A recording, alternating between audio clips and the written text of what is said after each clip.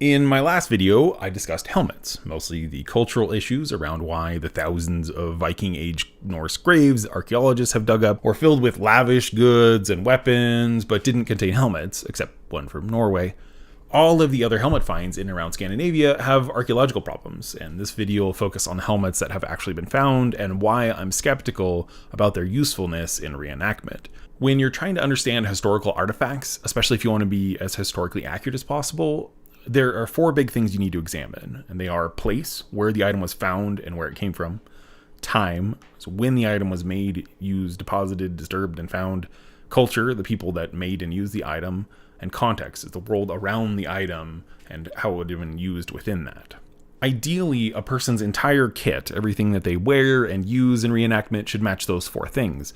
We love to be wearing clothing and gear that all came from a single place at a single time, with items corresponding to one culture that all make sense in context. Often when we are trying to understand Viking Age artifacts, we struggle with finding suitable items that fit all of those criteria because certain types of finds are just so rare. Most clothing finds are very incomplete, for instance, which is why every Viking Age reenactor seems to wear the hood from Skofnung, including myself, even when it doesn't necessarily match the rest of their equipment.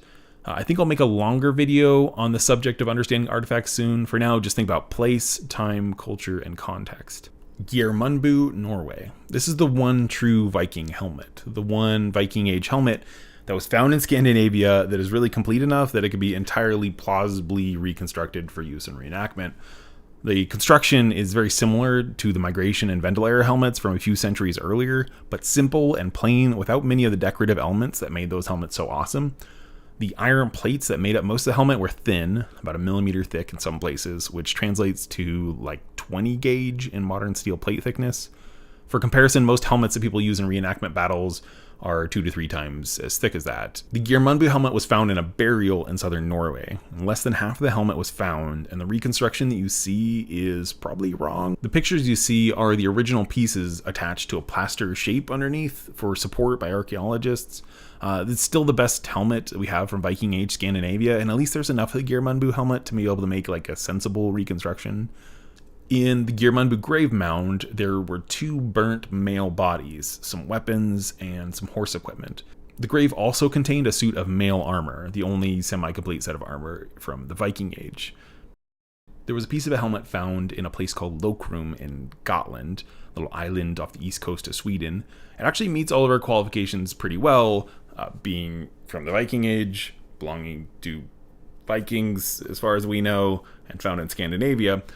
But it's only part of the ocular and nasal decoration. You can vaguely reconstruct what it might have looked like as a complete helmet, but any reconstruction is essentially going to be putting this piece on the Gjermundbu helmet, and that doesn't solve our problem of finding more qualified Viking Age Norse helmets. Like the Lokrum find, only part of the ocular and nasal was found. This one was discovered with a set of blacksmith's tools, as if it was going to be repaired or recycled, not in a grave that links it to a person who would have used it. It's certainly interesting and gives us a lot to speculate about, but without the rest of the helmet or better context, we're again left with recreations made by guessing what the rest of the ocular looked like and attaching it to something like the Gjermundbu helmet. The helmet piece find from Birka was a small piece of decoration that might not even be from a helmet. It's thought to be foreign because it resembles pieces from helmets found in Central Asia, and it was found in the Great Hall or garrison at Birka, where we also find lamellar armor plates and archery equipment that closely matches foreign archaeological finds. If we're searching for 9th to 10th century helmets found in Scandinavia that belong to Norse people, then the time and place of this piece from Birka match. It's from the 10th century and was found in Scandinavia, but the culture is questionable if this piece is associated with a big grouping of imported equipment. If you want to properly reenact a Viking Age Norse warrior from Sweden, dressing up like someone from Central Asia is the wrong way to go about it. Even if you can show that the Norse were in close contact to that equipment, you're creating kind of a poor representation. There was also a statue of Buddha found near Birka, but that doesn't mean that there are a bunch of Buddhist Vikings running around. So this helmet belonged to a 10th century Bohemian duke that became a saint after being murdered. The brow and nasal decoration may have been made in Gotland in Sweden, but it was modified at a later date, and the actual helmet part is not original to the nasal part. and it has Christian imagery on it. Jesus, basically. The helmet seems out of place and is not culturally appropriate when you're looking for something that's like quintessentially Viking. There were a couple of helmets that were found in Kiev in Ukraine, and there's one that people think was probably Scandinavian in origin. It was found in the remains of a very old church in Kiev. Again, we're left with only the brow and nasal decorations, but this time the helmet is found far from Scandinavia. And this is where it gets kind of complicated, because Kiev was ruled at the time by the Rus, who are a dynasty of rulers of Scandinavian Norse origin, and it lends plausibility to it being Scandinavian, but it still doesn't solve any of our problems because of how incomplete it is. You'll just end up recreating it by attaching it to something that looks like the Gjermundbu helmet. In the centuries before the Viking Age, around Uppsala, north of modern-day Stockholm, the predecessors of the Vikings buried their honored dead in great mounds full of treasure. We find several of them buried with ornate helmets, and these helmets share a lot of features with Gjermundbu helmet, but they were used and buried hundreds of years before the Viking Age. It'd be like reenacting World War II while wearing a helmet from the Napoleonic Wars. It's in the right place, but the time is wrong, and a lot had changed culturally in the centuries in between. I see reenactors kind of borrow from that and wear that, and they look really pretty a lot of the times, but they're wrong for the Viking Age. The Sutton Hoo helmet was found in one of the biggest archaeological finds ever in England. It just isn't Viking. It's from about 100 years before the Viking Age.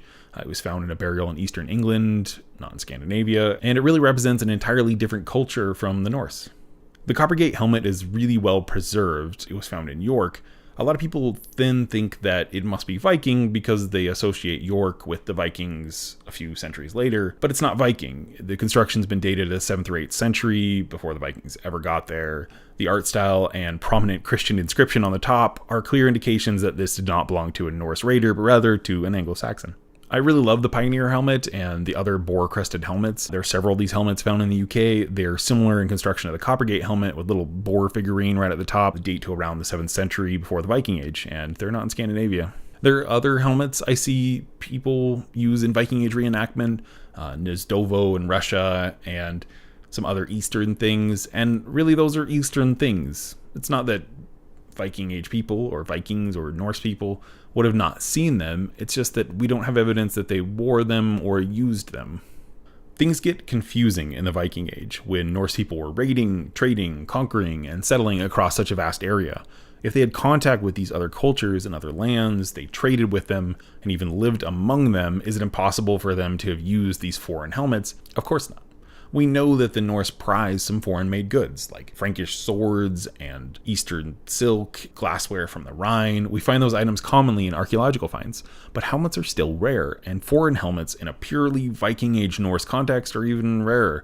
I don't believe that you can assume that cultures that shared some goods shared all goods. People are very sensitive to maintaining the norms of their society, and often don't use goods that are foreign to them, even when it would be more practical. Things also did not just magically disappear over time. Items were used for generations at times. The sword named Skofnung supposedly belonged to the Danish King Hrolf in the 6th century, and it was talked about in several of the later Icelandic sagas during events that happened over 200 years later, including the story of how it was robbed from Hrolf's burial mound. The construction of any helmet from around the time period may give us clues to the construction of Scandinavian Viking Age Norse helmets, and help us fill in the gaps in our knowledge and guide our understanding of how construction techniques changed over time. Each generation of an item like a helmet comes from previous designs. A lot of the design elements in Norse and Anglo-Saxon helmets can be traced to Roman helmets, for instance. Some of the responses that I received to my Why Weren't the Vikings Buried with Helmets video were really thought-provoking and helpful, and I want to thank everyone that took the time to respond. Thanks. One person suggested that graves containing helmets were likely looted.